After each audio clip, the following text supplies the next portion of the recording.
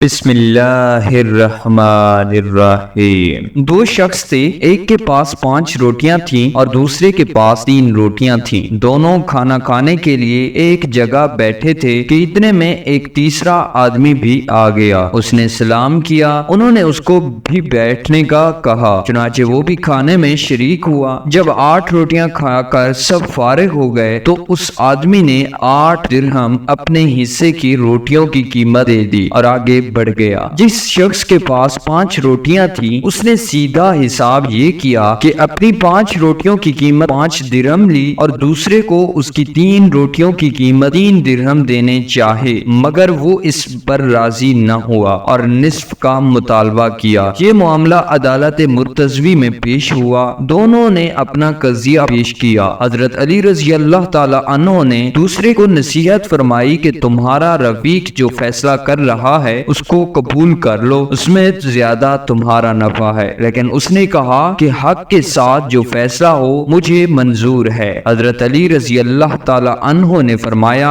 حق تو یہ ہے کہ تم کو صرف 1 درہم اور تمہارے رفیق کو 7 درہم ملنے چاہیے۔ اس عجیب فیصلے سے وہ متحیر ہو گیا، کہنے لگا کہ مجھے ذرا وضاحت سے سمجھائیے تاکہ میں اس فیصلے کو قبول کروں۔ حضرت علی رضی اللہ تعالی عنہ نے فرمایا کہ تم 3 آدمی تھے، تمہاری 3 روٹیاں تھیں اور تمہارے رفیق کی 5، تم دونوں نے برابر کھائیں اور ایک تیسرے کو بھی برابر حصہ دیا۔ تمہاری 3 روٹیوں کے حصے 3 جگہ کیے تو 9 ٹکڑے ہوئے۔ تم اپنے 9 ٹکڑے اور اس کے 15 ٹکڑوں کو جمع کرو تو 24 ٹکڑے ہوتے ہیں۔ تینوں میں سے ہر ایک نے برابر کھائے، فی کس 8 ٹکڑے ہوتے ہیں۔ تم نے اپنے 9 میں سے 8 ٹکڑے خود کھائے اور ایک تیسرے مسافر کو دیا، اور تمہارے رفیق نے اپنے 15 ٹکڑوں میں سے 8 خود کھائے اور 7 تیسرے مسافر کو دیے۔ اس لیے 8 درہم میں سے 1 درہم کے مستحق تم ہو اور 7 درہم کا مستحق تمہارا رفیق دوست ہے۔ یہ فیصلہ سن کر وہ آدمی مسکرایا اور کہنے لگا، اب میں سمجھ گیا اور خوش ہو گیا۔